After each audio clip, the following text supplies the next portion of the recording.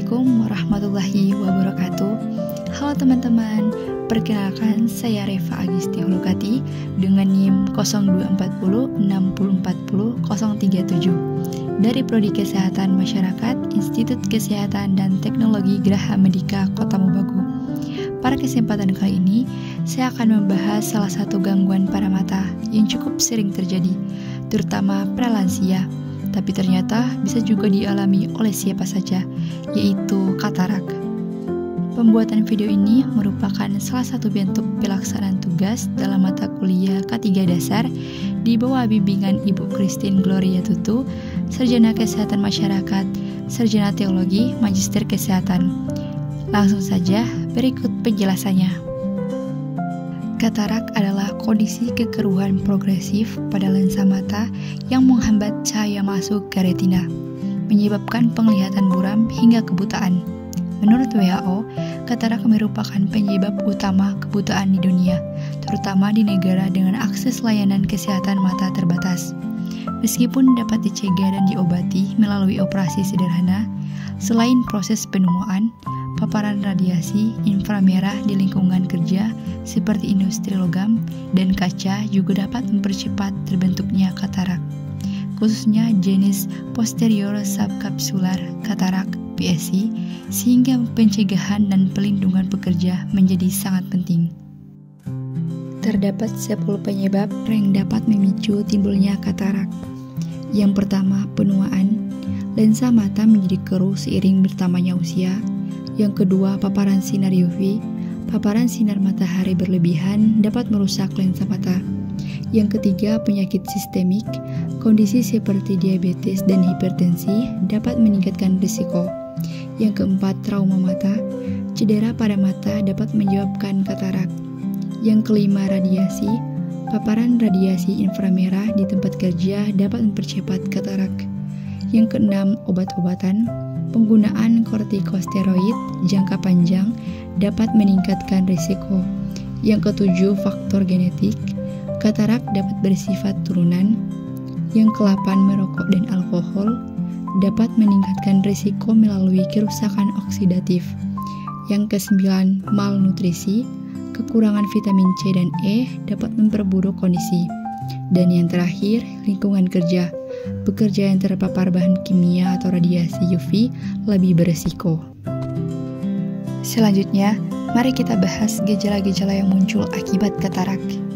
Yang pertama, pandangan kabur seperti berkabut.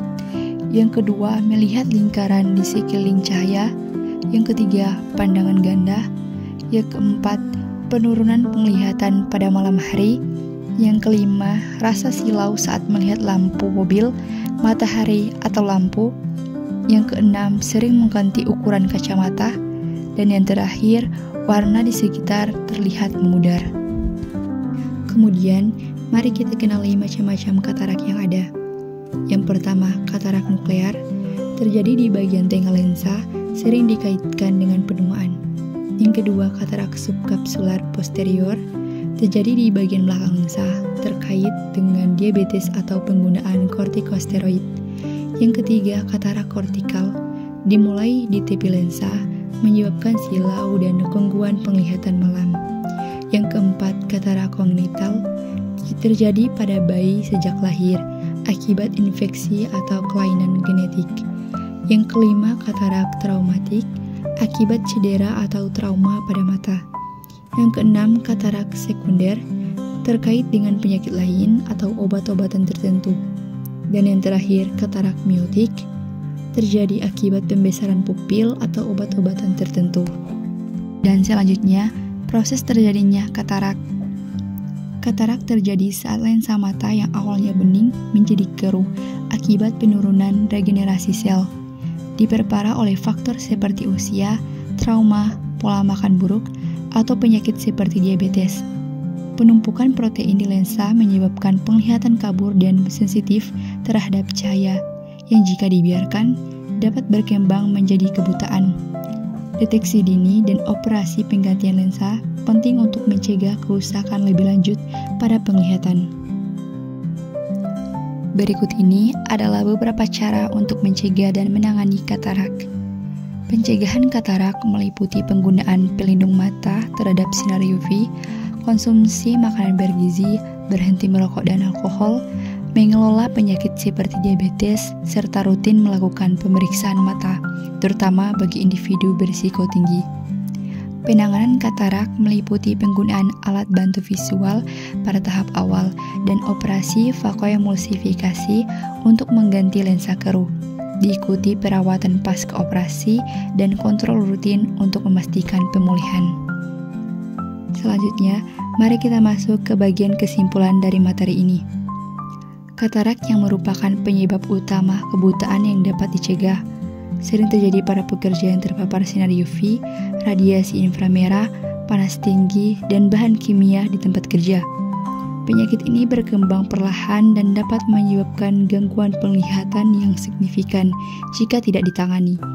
Pencegahan katarak dapat dilakukan dengan penggunaan alat pelindung diri, gaya hidup sehat, serta pemeriksaan mata rutin. Jika katarak sudah parah, operasi penggantian lensa mata adalah solusi utama.